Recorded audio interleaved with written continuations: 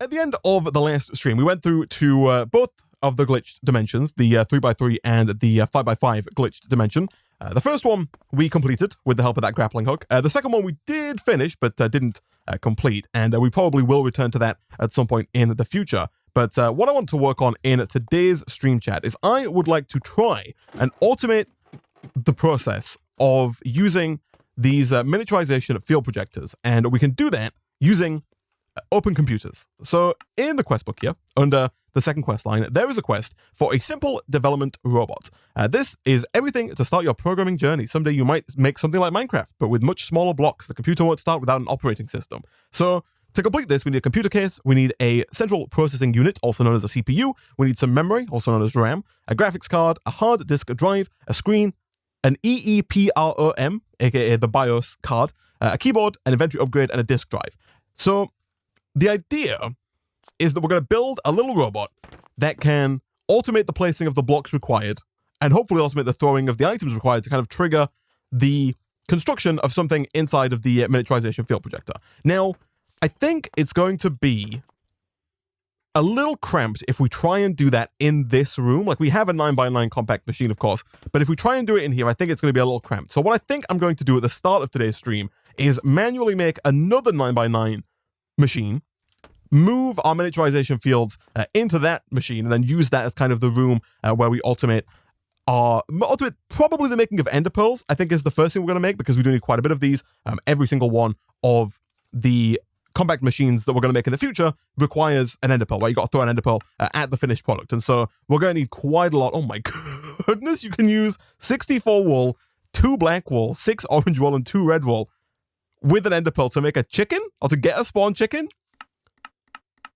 All the rest of them are like compact machines, and then just out of nowhere, there's just this bizarre giant chicken head. That is incredible. But nevertheless, we're going to try and automate the production of ender pearls. Not only do I think we don't have much space in here, but on top of that, if we were to automate it in here, you've heard the sound. It sounds atrocious, and ideally, I don't want to have to be listening to that like buzzing sound 24/7 as the system tries to continually make ender pearls forever and ever. So first things first, let's have a look if we have what it takes to make another 9x9 compact machine. Now, of course, to do that, we do need to get 4 of these normal machine pieces, which, of course, require 4 of the normal compact machines, which we can make over here with 26 machine wool, 1 gold block, and then 1 ender pearl. So right out of the gate, we are going to have to do some manual crafting here. Thankfully, our base has been chunk loaded since the end of the last stream, and so we do have over 1,000 obsidian now, which is very nice indeed. But yeah, let's do a little bit of manual crafting here to try and get those 4 normal compact machines.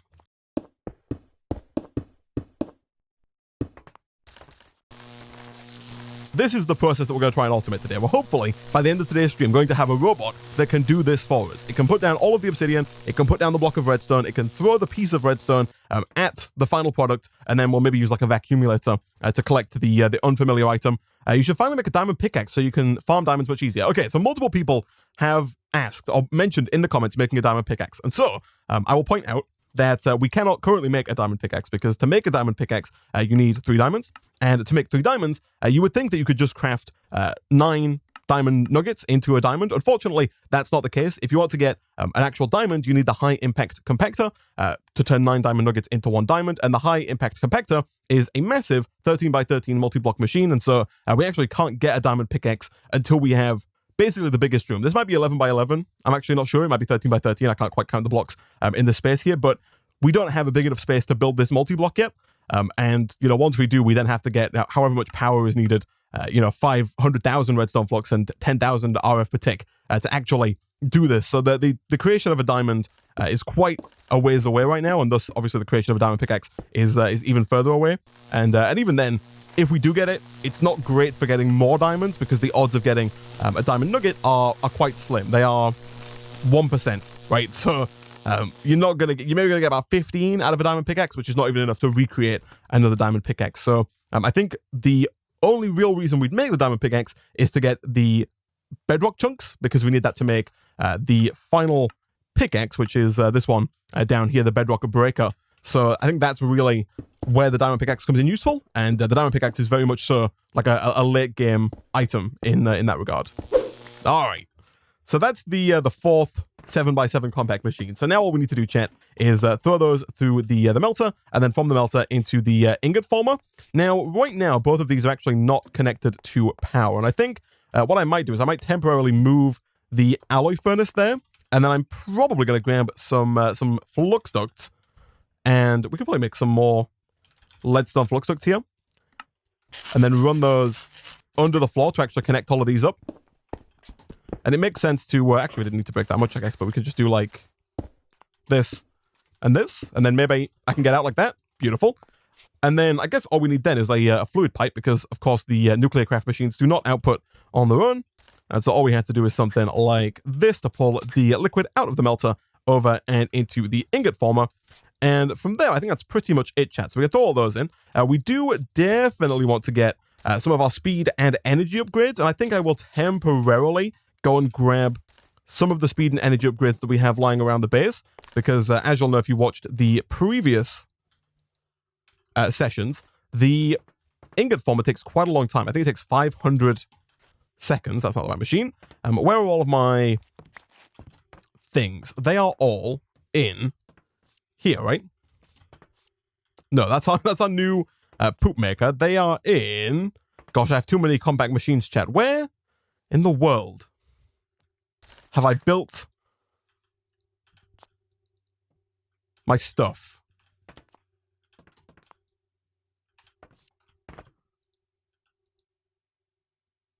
Gosh, I forgot about that. Where am I making... oh, it's here, chat. It's here. Gosh, I've got so many machines.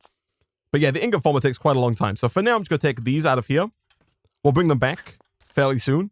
But these are going to help speed up the process of both the melter. But more importantly, I think the ingot former is the one that takes 500 seconds per craft by default. And you'll see there it's going very, very slowly. I think if we put both of those in... it doesn't require energy, of course. So we don't even need to put the energy upgrades in there. We can just go 100% in on the speed upgrades and make that nice and fast. Beautiful. I guess at that point, we might as well speed this up first. And then once that's done... 24,000 hours per tick, my goodness. But once that's done, and once there's like all of the fluid in there, then we can just move all the speed upgrades over, right? All right, so now we can just take those out and throw all of the speed upgrades in there. Hopefully speed that up quite a bit. Yeah, it looks like it's going to be done fairly soon here. And then I think we have everything else it takes to make the 9x9 compact machine. We do. Nice. All right. So while we wait for this to finish what it's doing, let's have a look at getting some of those parts that we needed. So in the quest book, computer case, let's go ahead and bookmark that. CPU, we'll bookmark that. Let me unbookmark some of this other stuff that we have. I've actually already bookmarked all this stuff. Look at that, chat. I'm ahead of the game. So we need all of these items. The computer case is iron, a chest. We need quite a few microchips. Paper. I actually don't know how much paper we have. I think the answer is, well, obviously not much. We can make paper with sawdust. However,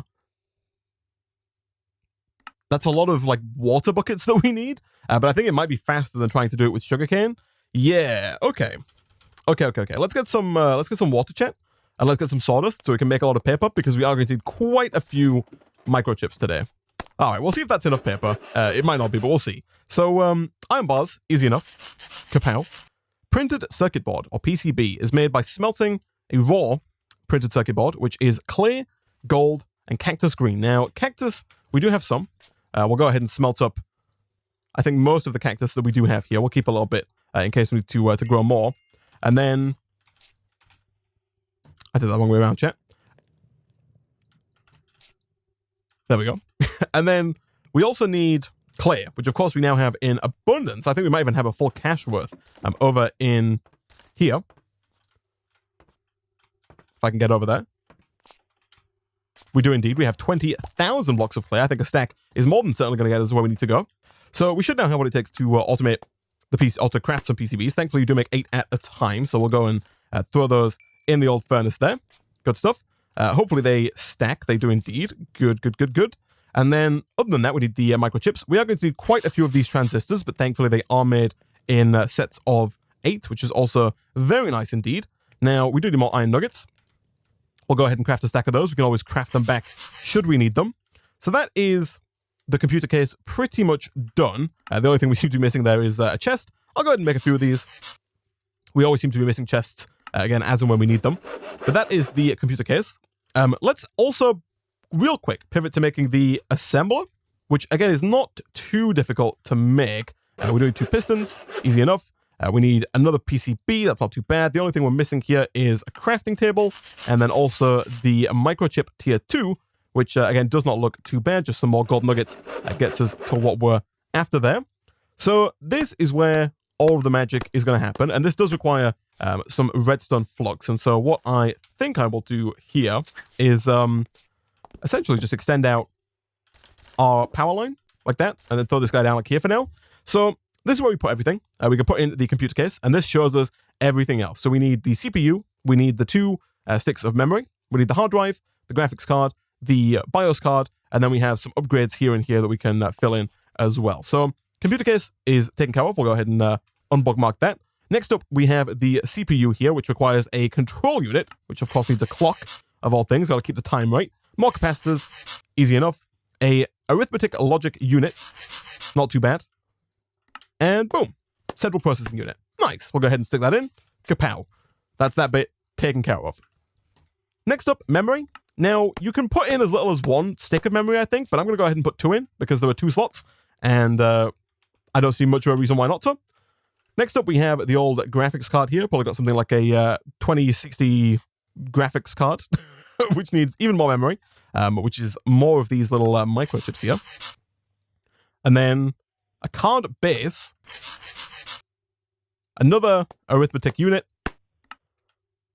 and then, of course, that memory chip right there. A little bit of Corsair DDR4 RAM. Whack that in as well. Next up, we got the old hard drive. Boom.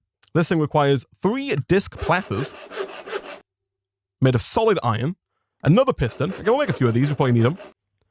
Iron, circuit boards, and another PCB, which hopefully we have. We do. Good stuff, good stuff. Boom. Look at that. Hard drive taken care of. If only it was this easy in the real world, chat. Go ahead and unbookmark that. We need the BIOS here. Now, not to be confusing, there are, like, I thought there was another BIOS. You do need the Lua BIOS. This one right here. Redstone torch. Golden paper. Nice. Whack that in as well. And then what we have so far will make a robot. So I think we could hit assemble here, and that would fully assemble a robot for us. But if we want to be able to use our robot, there are a few other things that we're going to want. So the keyboard here allows us to actually input commands directly to the robot, and that's going to make our lives a whole heck of a lot easier. This is made with 4 button groups, 1 arrow keys, and 1 number pad, so all of your standard keyboard stuff. And essentially, it's just a ton of buttons, and thankfully we do have a bunch of stone ready to go there. So let's see if we can make 1, 2, 3, 4 of those. The old arrow keys. And the numpad. Beautiful. And then the screen is also going to allow you to actually like type an input into this guy. So we'll throw both those in the upgrade slots at the top there. Then if you want your robot to actually be able to hold anything, which is definitely what we want, then you need the inventory upgrade. Because obviously the idea here is that ours is going to be able to pick up obsidian and redstone and actually build that multi-block structure. So we do want it to have some kind of internal storage. For that we need a dropper, a hopper, a piston, again, which we've already made, another shulker chest, or any chest, and boom, nice. And then finally a disk drive. The disk drive, I believe, is for a floppy disk because, bizarrely, in order for this to actually work, you also need the old operating system here, which is Open OS. You make this by crafting a floppy disk, the most modern of storage devices, like so, and then crafting that with the Open Computers Manual, which is a book and a microchip. Now, leather, of course, we don't have leather. That would be too easy, chat. We make leather, of course, with our... Oh, it's been a while, but we make leather with the pressed off, which is made by dropping paper in storage. And thankfully, we do have at least 3 paper here. And as of the last episode, we have an absolute whack ton of storage. We have, I think, maybe 160 buckets worth of storage inside of our storage machine over here. The BIOS is wrong. I don't think the BIOS is wrong, right? I think the BIOS is correct. Although I could be wrong. That would not be, that would not surprise me if I was the one who's incorrect. No. Oh, that's not how you do this, chat. That's 2. And a 3. Nice. All right, that should get us our little bit of leather.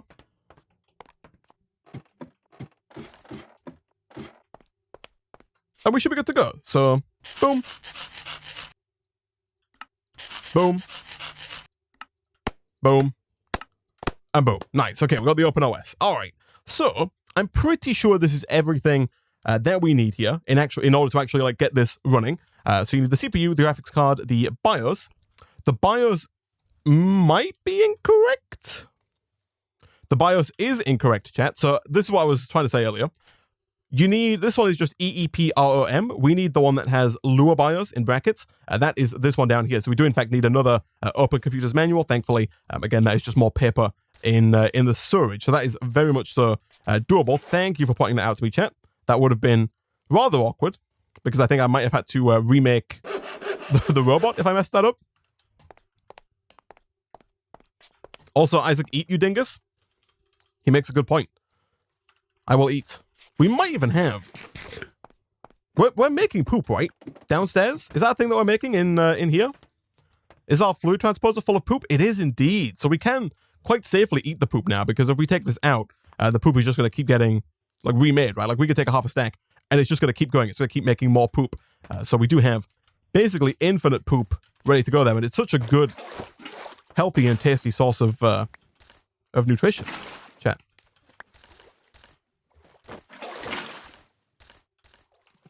There we go. All right. So that should allow us to switch our BIOS over to the old Lua BIOS. Once again, we'll make another one of those Open Computers manuals just after we make a book. We are going to need a little bit more paper, but that's fine. We have all of the water and all of the sawdust that you could ever desire. Lovely. All right. Book number 2. Manual number 2. And Lua BIOS. Nice. All right. That should be everything. Graphics card, CPU, 2 sticks of memory, 1 hard disk drive, 1 EEPROM Lua BIOS, 1 inventory upgrade, 1 screen, 1 keyboard, and 1 computer case with, of course, 1 disk drive. Let's go ahead and click assemble. Now, this is going to take 2 minutes and 18 seconds. While we wait for that, we are also going to need to make a charging station, or the charger here. This is going to allow us to charge up our robot.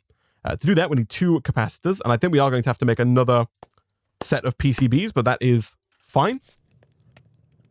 And then, actually, we can also go ahead and grab these guys whilst we wait and craft up that 9x9 compact machine. Like so. Good stuff. So, charger. What are we missing here? We need another one of the... we need a tier 2 gold microchip. I think we might have already had those because we made more earlier. But then the PCB. And these 2 just require some more transistors. And maybe more paper. Yeah, so we need one more piece of paper, chat.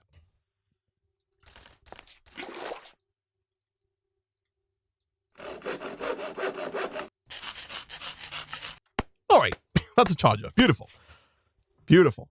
So I'm going to make some caches here. We have 1. I'm going to make 2 more.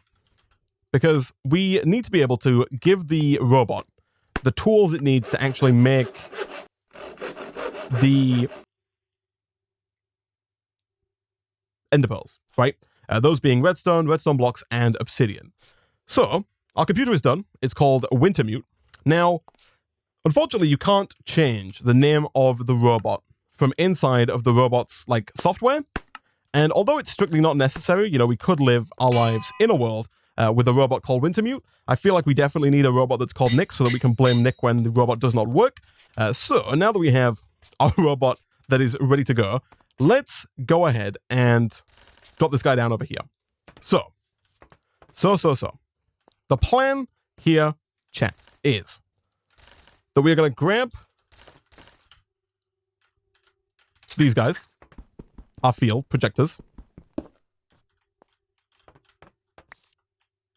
and we're going to place those in the new 9x9 room.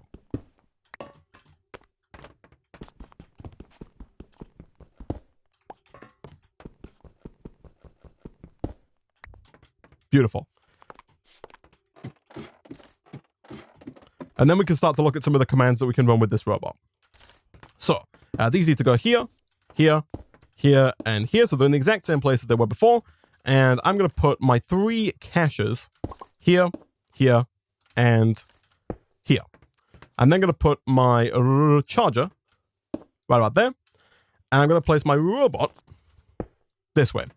The reason I went up there is that if I, can I pick this up? I can. Don't worry about that, chat. If you place it down like this, it's facing the charger, not facing away from the charger. It doesn't matter, you can change it. Like, you can tell it to turn around, but if you place it down from here, this is the front of the robot. You'll see it's got a lovely chest there at the back. So this is Nick. Right now, of course, it's not getting any power from the charger. It does have a little bit of power in it. It starts with 20,000 redstone flux that it gets whilst it's being crafted. We do need to provide power to the charger, so we will do that. And you also need to give the charger a redstone signal if you wanted to actually charge the robot. But, and you know what, let's set that up now before we progress any further, just so we have that good to go. Do we have tunnels? We do indeed.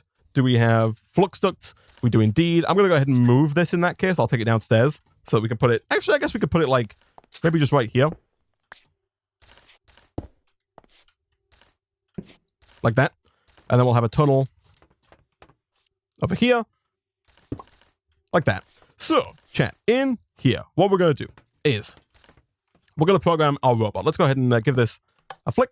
That's charging up. So now this guy should be fully charged. He is indeed fantastic. So the way this works is you can go ahead and if you try and turn it on without the operating system disk, you'll get this unrecoverable error, no bootable medium found. So you need to make sure that you have the OpenOS operating system floppy disk in the floppy disk slot at the bottom right. And then go ahead and give it the old turn on.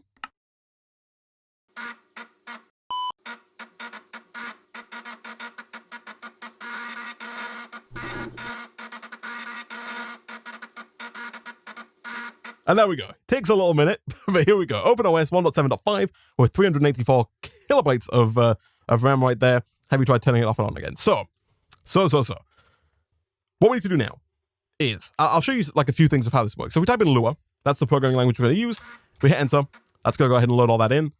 And now if we want our robot to do something, we can go ahead and type certain things in here. For example, if we type in robot.forward with the 2 little brackets there, I click enter, Nick moves forward. Look at that. Beautiful. If we do the same again, we type in robot.back, again with the old brackets, he moves back. Look at that. It's just that easy. One of the things that we're going to use a lot of, so over here is his inventory. He's got a few slots over here. Right now he has this slot right here selected. So if we put a block in there and we type in robot.place, spell it correctly, and press enter, it's going to place down whatever block it's holding into the world, right? Pretty neat stuff. You can also do things like robot.up. Most people spell up with a P. And then Nick moves up. Look at that, beautiful. And the same thing again, robot.down. Robot moves down. Perfect. So all we need to do is we need to write a piece of software into Nick, into his programming, that allows him to build inside of this area here. Now, what I'm going to do, first of all, is I'm going to turn him off and turn him back on again. Because ideally, I don't want to have to leave this operating system floppy disk in him at all times. And because we put a hard drive in him when we built him, what we can do is we can go ahead and type in install, and press enter, and that's going to go ahead and install OpenOS onto the robot. At that point, we can take the floppy disk out, and we don't need it anymore, right?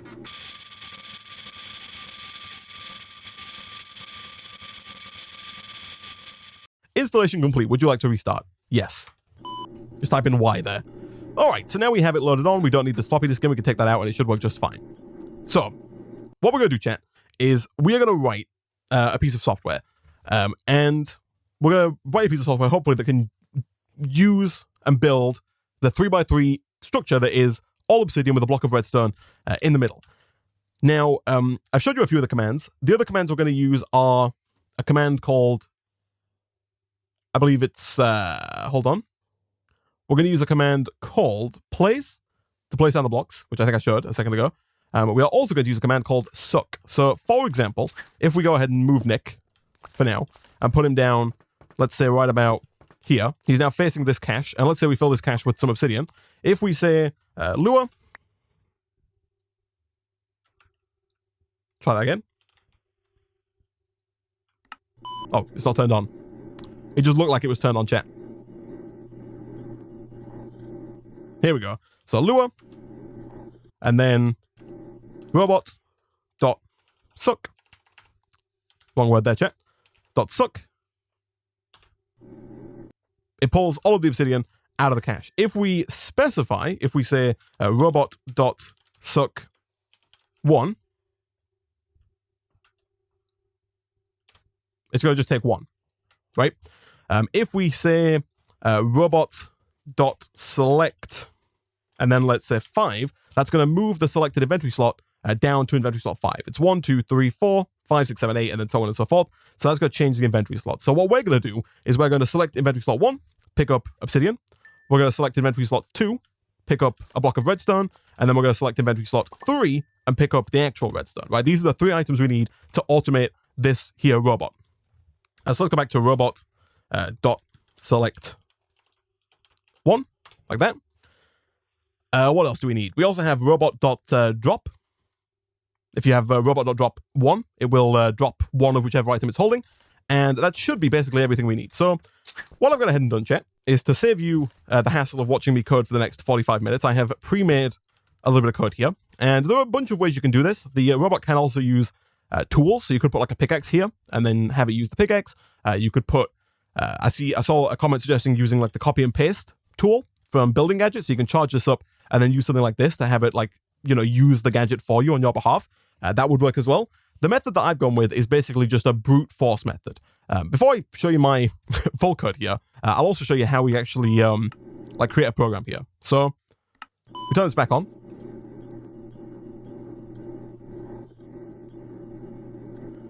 And if we go ahead and say, let's say edit test. This is going to create a program called test. You don't have to create one. If you just type in edit and then anything, it will create a program for whatever you type here. So we're going to type edit test.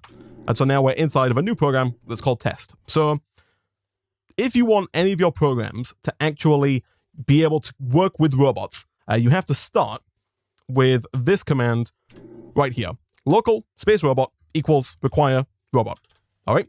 At that point, if we then say, let's say robot dot forward, and then robot dot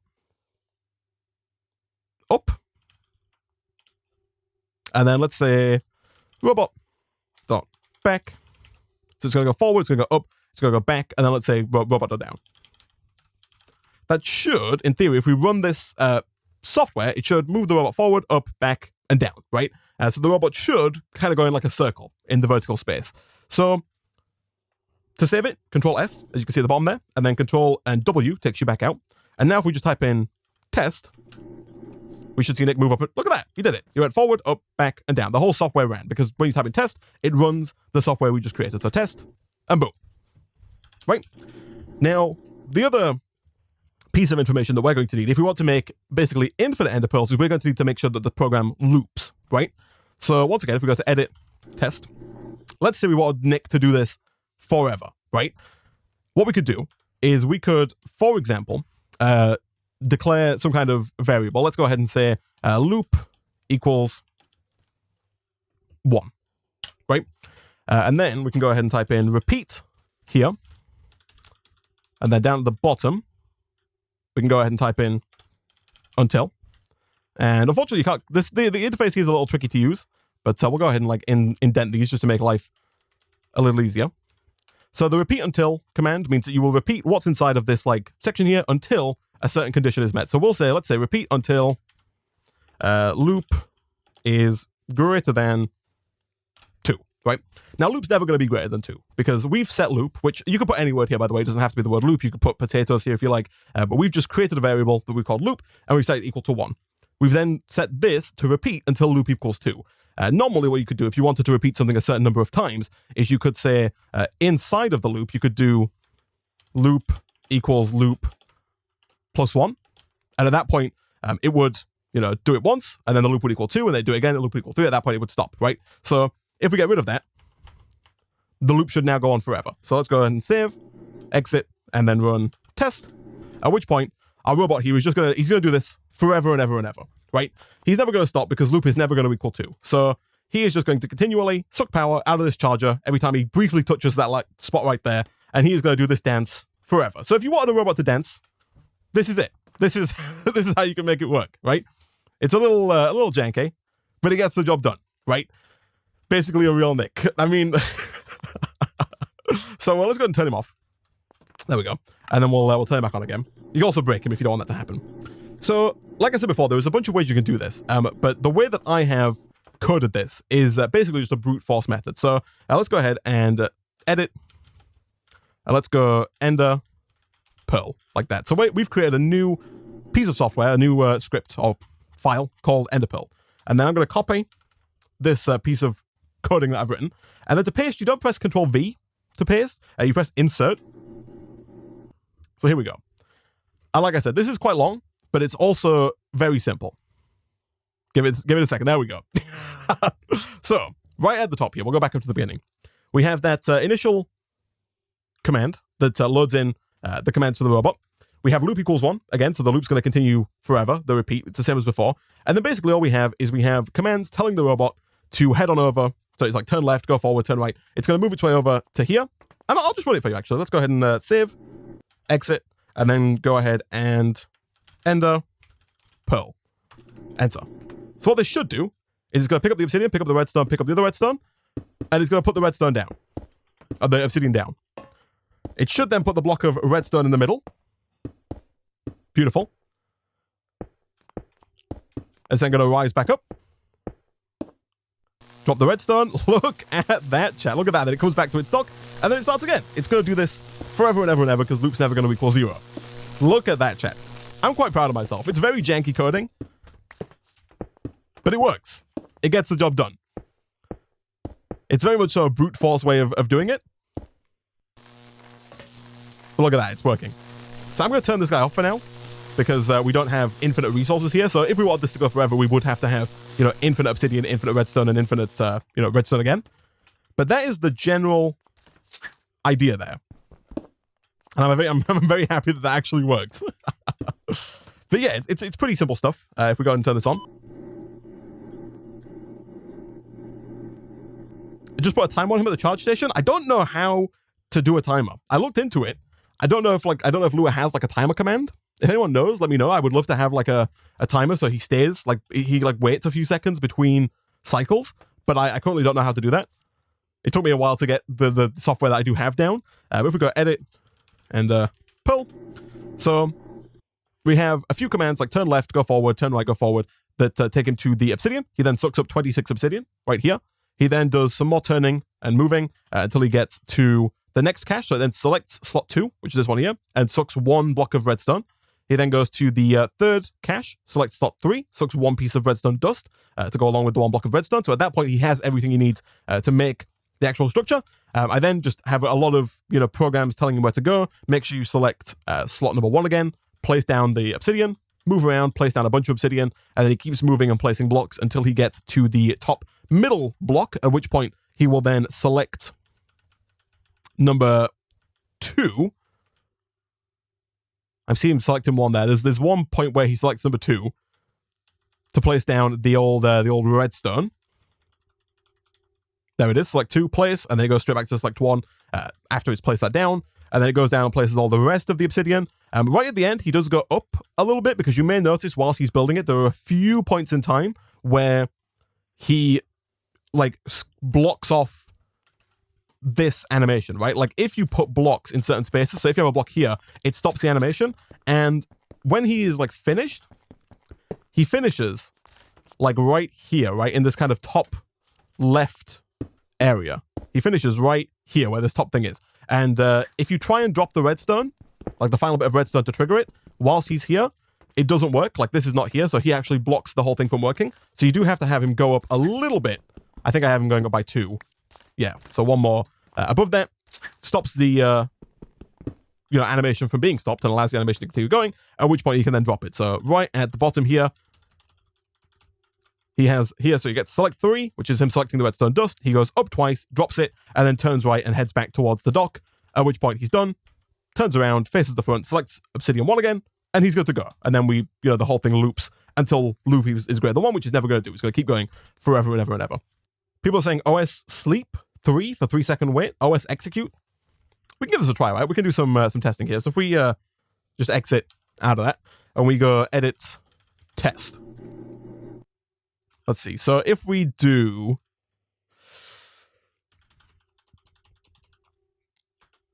we can try it out here, right? So let's try a few of these. So people are saying os.sleep 3. I'll try like 5. Give it a, so we can see if that's working or not. Control S, Control W, and then test. Oh, it totally works. Oh, it totally works. Nice. Okay, that's cool. That is cool. Thank you very much indeed to Bugabum in the Twitch chat. So you can just os.sleep for 3 seconds there for it to allow it to wait there. So it looks like we can just add the os.sleep and then a bracket to allow this to kind of wait between each cycle. So if we go and edit and pull, and then we go right down to the bottom, just before the whole software loops, what we can do is we can go ahead and add a new line right here that is os.sleep. And let's say like 10 seconds. Because this doesn't need to be super fast. So we'll Control S, Control W. Now, before we actually run that, let's head back to the overworld, because of course the final piece of the puzzle here to actually automate this, to be able to leave Nick alone in that dimension and get the job done, is that we need to be able to collect the ender pearl. And to do that, we're of course going to use our good old trusty vacuumulator here, which should be fairly easy for us to make. And the good news is that I learned between streams that you can in fact filter the vacuumulator, because one issue that you do run into if you don't filter it is that of course the vacuumulator will try and pick up the redstone that is dropped right at the end of the craft, right? Just before it starts the animation of actually making the ender pearl, the robot has to drop a piece of redstone, and therefore you need to make sure that the vacuumulator does not pick that redstone up. Thankfully, that is fairly easy to do.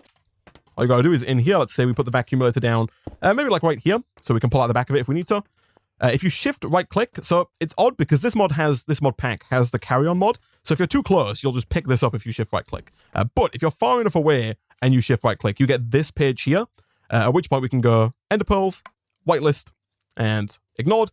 At that point, it's only going to pick up ender pearls. So now if I throw anything else down here, it's not going to get picked up. It's only going to pick up the ender pearls. Nice. So chat, what we should be able to do now is we should be able to go ahead and type in ender pearl, like so. At which point, the Nick robot should begin picking up the required items. He should then begin putting those items down. Again, you can see here the animation stops occasionally when he's kind of on the outer edge of the cube. So you do need to make sure he's not in that space when he drops the redstone, which is why he moves up, drops it down, goes back to his dock. Now he's going to wait 10 seconds. We could probably shorten that. Like, he can start putting the next set down before the first set is finished. Like, we don't have to wait quite so long. There we go. The ender pearl is collected. And there we go. He's off again. Oh, chat. It works. I'm actually so proud of this. But there we go. Nice. So all we have to do now, chat, is we have to get these resources into these caches. And we also have to make sure that that we always have enough of the resources, right, to go in these caches. Now, I think what I might do is I might not use caches here. What I might do is I might use a like a storage or like an export bus. One of these here, an exporter. And I might put down like 3 strong boxes. They don't have a ton of storage space, but we also don't need a ton of storage space. I don't want like all of our redstone to be in here, right? And in block form. So what we might do is we might teach our system how to make redstone blocks and then have it fill just a cache with redstone blocks. And then the same is kind of true with obsidian. We might just have it fill like a strong box with obsidian. So let me empty these out. I don't know. I don't think we're making obsidian fast enough right now to leave this running, but one thing I have been saying for a few streams now, and one thing that we'll work on in just a second here, is that we should switch over to the crucible for making lava. Because right now we're using our magma crucible to make lava, which is painfully slow, and there is a much faster way of doing it. The faster way of doing it is with the magma crucible. So we can hopefully increase our lava production significantly, and that, of course, trickles down into a significantly faster bit of obsidian production as well for us. And thankfully, this is also not too difficult to make. It does require a tiny glitched machine, which thankfully we did make a few episodes back. We have it over here, so I'll go ahead and pick this guy up. And that should be our crucible pretty much good to go. Beautiful. I think we do have to smelt this. We do. Good stuff. And then I guess we can probably just put this in the same place that we put our magma crucible. We could probably just do a straight 1-for-1 swap. Oh, maybe not actually, because the magma crucible can alter output, and it's quite possible that the crucible here can't. But what we do need to do is we do need to get a heat source for underneath the magma crucible. So the crucible. The way this works, you put it down. Right now you'll see it says rate 0. If we were to grab, let's say, a torch, which I don't even think we've made in this pack so far because we don't need them. But if we were to grab a torch and put it here, that has a rate of 1, which is very slow. But if we were to put cobblestone in there, it would very slowly but surely turn that cobblestone into lava, as you can see. However, people did tell me that it's either boron or... Oh, no, I think it's... what do we have here? Hold on. Steel pickaxe. There is a element that we are generating that is very fast. Thorium, that's the one. Thank you, chat. Thorium. So we can create thorium-230 right here. And actually, you can find this out if you go to the crucible and press U, like this. You can see all of the different heat sources and how well they do. So, Americium 243 is very good, 100x, but probably out of our price range right now. The one we're going to go with is the thorium-230, which is 61 times faster than a regular torch. And is not too hard to make. It's 9 thorium-230, or 230 oxide. We're going to use thorium-230, which is made by smelting thorium-230 oxide. I think I can work backwards here, chat. Hold on. Thorium. We already have one thorium-232. If we take our thorium dust, I believe we put our thorium dust into the isotope separator. That gets us thorium-232 and tiny clumps of thorium-230. Okay, so if we run it through the separator, we just need to get enough tiny clumps to craft up 9 thorium-230. Now, I believe our isotope separator is currently being used for our fission reactor, and I really don't want to interrupt that, so I'll probably just go ahead and make another isotope separator here. I don't think that should be too difficult for us to do, assuming that we have enough plating and whatnot. Use blazing pyrotheum. I think the blazing pyrotheum is a little worse, right? Like, it's not quite up there with the thorium. Awaken Draconium or Riot? Alas, we do not have the Draconic Evolution, my friend. Otherwise, I'd be all on it. Nice. And once again, I think I would like to find somewhere on this line here where I can put it. So I'll move the water over there for now. And we'll throw our isotope separator right about there. Good stuff. I'm not quite sure if we're going to get enough out of this, but we can definitely give it a try.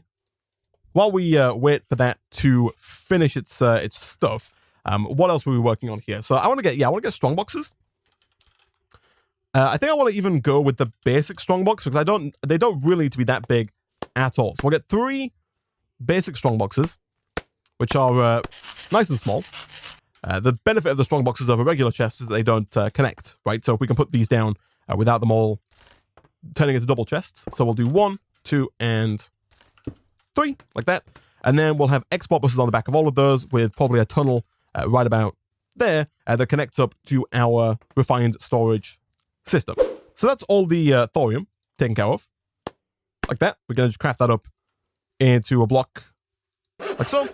And we put that down underneath our crucible. That's now going at 61x speed, and you can see it tore through that cobblestone nice and fast. So that should be a much, much quicker source of lava for us.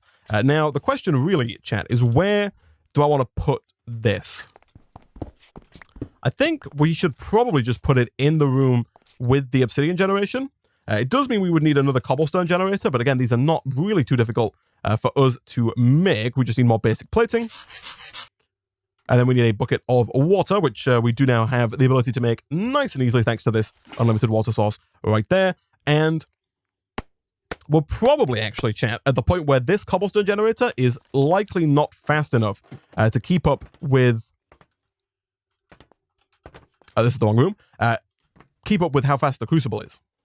Right? So like over here, this is where our obsidian is being made. That's where our lava needs to be. So if we have, let's say, ooh, we should probably move this. Yeah. Yes, let's move this. I'm gonna have to get another bucket of water in a second here, but that's fine. Essentially, what I'm thinking, chat, is this needs to be a bit higher up is all. Or it's going to be easier if it's higher up. You know, we could do some janky wiring, but there doesn't really seem to be much point, especially if we, you know, don't need to. So if we do Crucible with the thorium, we can put the cobblestone generator on the top. That's going to start putting cobblestone into there and producing lava right away. We then need to pump that over into the barrel, which may have been collected in here. It was. So we'll put that down, I guess just right here is fine. So we do need to suck out of there, but that's, again, just a fluid duct. It's not too bad. And then from there, we can just have this guy back down like so, with the servo set to extract. And that should do almost all of that. We do, of course, have to have some blocks here to actually put the water back down in. But that is pretty much good. We just need some water, and we need a fluid duct, both of which I think we should have over in our system here. We can't use the standard fluid ducts, unfortunately, because they do not carry lava well. They will burn and break. You have to use the hardened fluid ducts, but again, not too bad. Server-wise, I think we already have a server. We do indeed. And the bucket of water-wise, we, of course, have, once again, our unlimited water source good to go. Nice. Let's get rid of that floppy disk. We don't need that right now. And, yeah, I think that's it. I think we've already drastically increased the speed at which we are producing obsidian. Nice.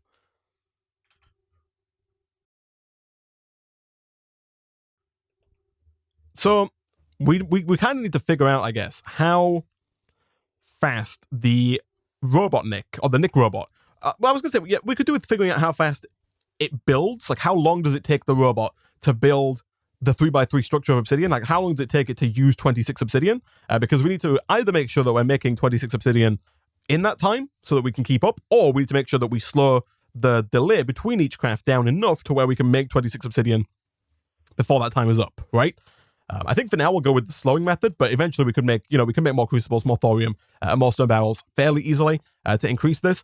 It looks like right now the cobblestone generator is not the bottleneck, which is nice. We are, you know, pumping through the cobblestone at a nice speed. The cobblestone is being put in there nice and fast, so we don't really have much of a tunnel there, much of a problem there. We do have a tunnel, you are correct, chat, in the back left corner here, so we can go and grab that and potentially use that for the refined storage cabling, right? But speaking of refined storage, let's get back to looking at these export buses. So what do we need if we wanted to make 3 exporters? We would need that. Nice. All right. So how do I want to do this, chat? Is a good question. I think I want to move this again because we need it to be, 1, close to power. This is an empty chest. We want it to be close to power, but we also need it to be close to the refined storage cabling. Right, both of those are necessary. So I think what we'll do, I thought I could make it up there. As janky as it's going to look, chat, for now, is we'll do something like this.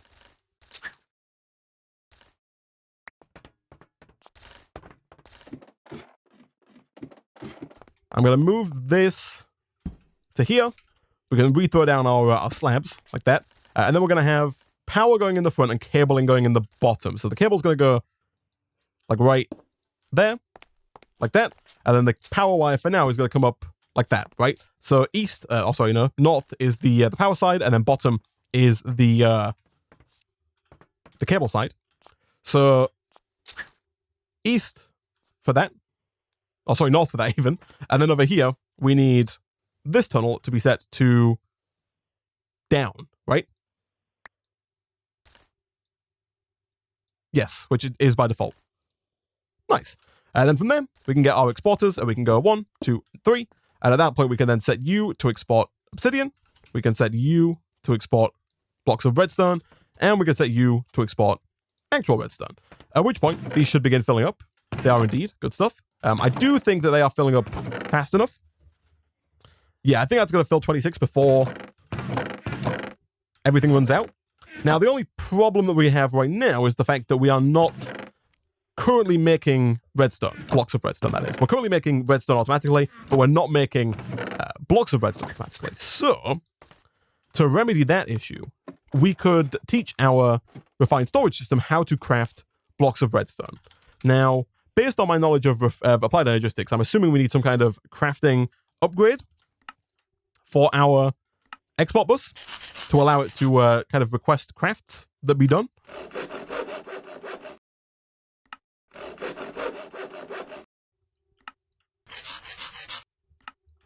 So that's a crafter. I don't think it matters where we put the crafter, so long as it's connected to our system. I believe we need to create a pattern. One of these right here, if I'm not mistaken. And then we probably need some kind of pattern grid, if I'm not mistaken, chat, to actually make this happen. Is that correct? Yep. Okay.